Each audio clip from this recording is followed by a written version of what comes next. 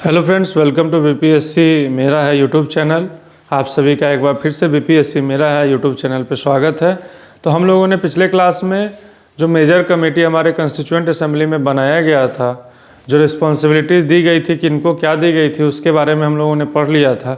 अब मैंने बोला था जो कुछ सब कमिटीज़ भी बनाई गई थी, क्योंकि कुछ ऐसे डिपार्टमेंट थे जो इन लार्ज डिपार्टमेंट थे, उसमें सहयोग की ज़रूरत होती थी। तो उस सहयोग को देखते हुए कुछ सब कमेटियाँ बनाई गई थी। उन सब कमेटियों को समझेंगे। जैसे कि आज आप देख सकते हैं जो बड़े बड़े जो भी मंत्रालय अभी के भी समय में हैं, उसमें राज्य मंत्री के रूप में जैसे गृह मंत्री, गृह राज्य मंत्री, तो ये जो राज्य मंत्री है क्या है, गृह मंत्री को सपोर्ट और हेल्प देने के लिए ये राज्य मंत्री बनाए जाते हैं। जो क्योंकि गृह विभाग जो है बहुत बड़ा विभाग है, पूरे देश को चलाना है, तो उसके लिए अकेले सब कुछ हैंडल करना थोड़ा टिपिकल और टफ हो जाता है। तो उस चीज़ के लिए एक सपोर्टिंग रोल में गृह राज्य मंत्री या जो भी विभाग है उनके राज्य मंत्री बनाए जाते हैं।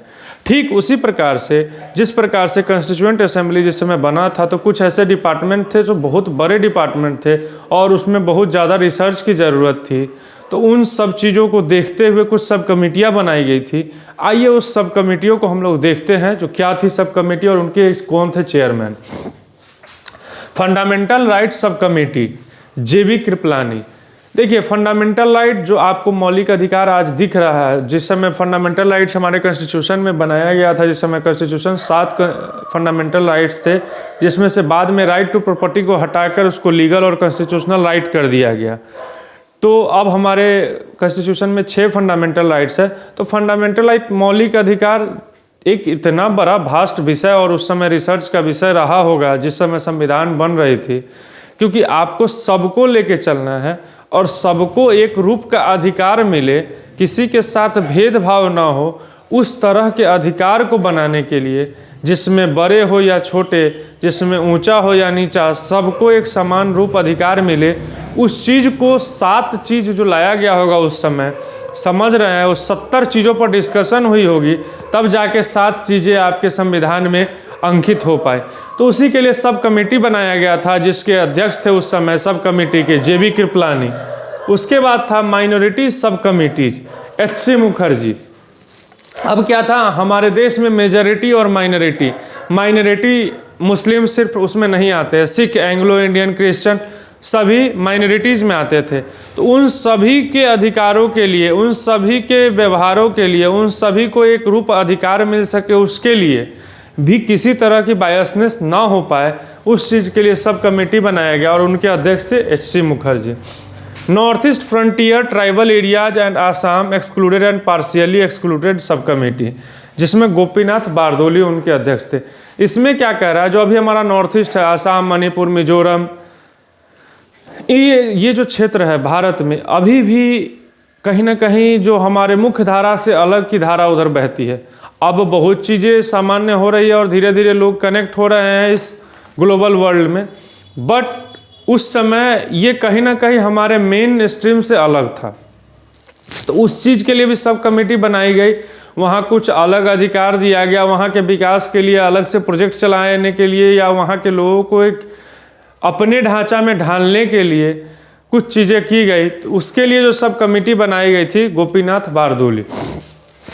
अब क्या था, excluded and partially excluded area sub committee, A.V.. Thakkar. कुछ ऐसे एरिया थे जिसको हम लोगों ने अलग करके रखा था, जो हाँ इनके लिए अलग एक कानून बनेगा, कुछ ऐसी चीज़ें उनको छूट दी जाएगी जो शायद मेन स्ट्रीम वाले को नहीं दी जाएगी। तो उन सब क्षेत्रों के लिए जो सब कमेटी के अध्यक्ष बनाए गए थे ए.वी. ठक्कर। तो हम अभी 4 सब कमेटीज़ पर हैं, जिसमें पहला फंडामेंटल राइट, दूसरा माइनॉरिटीज़, तीसरा जो नॉर्थ ईस्ट एरिया है, जो एक्सक्लूडेड पार्शियली एक्सक्लूडेड या आसाम एक्सक्लूडेड एरिया है, उसके अध्यक्ष जो सब कमेटी के थे गोपीनाथ बारदोली। उसके बाद हम लोगों ने देखा excluded and partially excluded area के सब कमेटी चेयरमैन कौन थे, ए.वी. ठक्कर। आइए देखते हैं जो भी माइनर कमेटी हमारे एग्जामिनेशन पॉइंट ऑफ व्यू से मोस्ट इम्पॉर्टेंट है, उन कमेटीज़ को देखते हैं जो माइनर कमेटीज़। पहला minor committees, committee on the function of constituent assembly.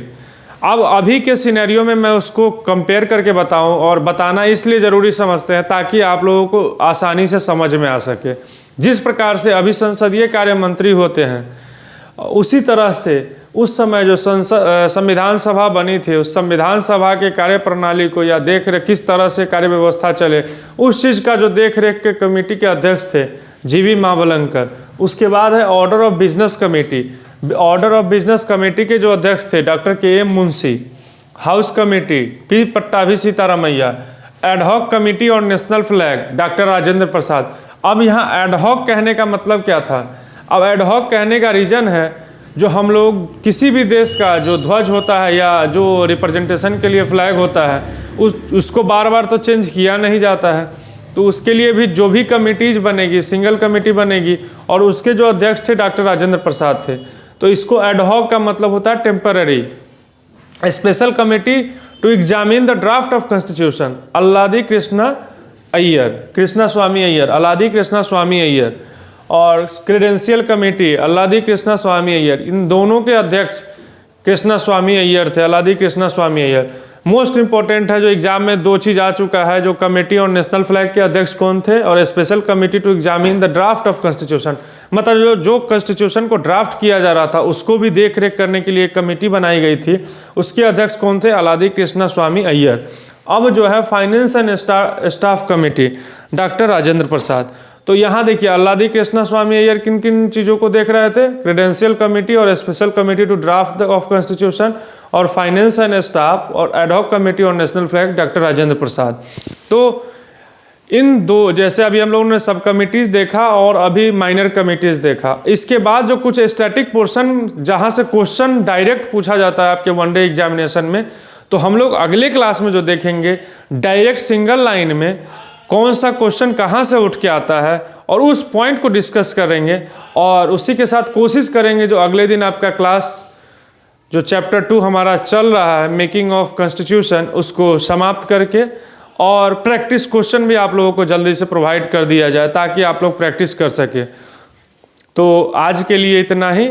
हम लोगों ने आज देखा सब कमिटीज़ और माइनर कमिटीज़, और इस पे जो भी क्वेश्चन बनेंगे चैप्टर 2 पे वो भी आप लोगों को मोस्ट प्रोबेबली इस संडे को प्रोवाइड कर दिया जाएगा। तो मिलते हैं अगले क्लास में, तब तक के लिए धन्यवाद।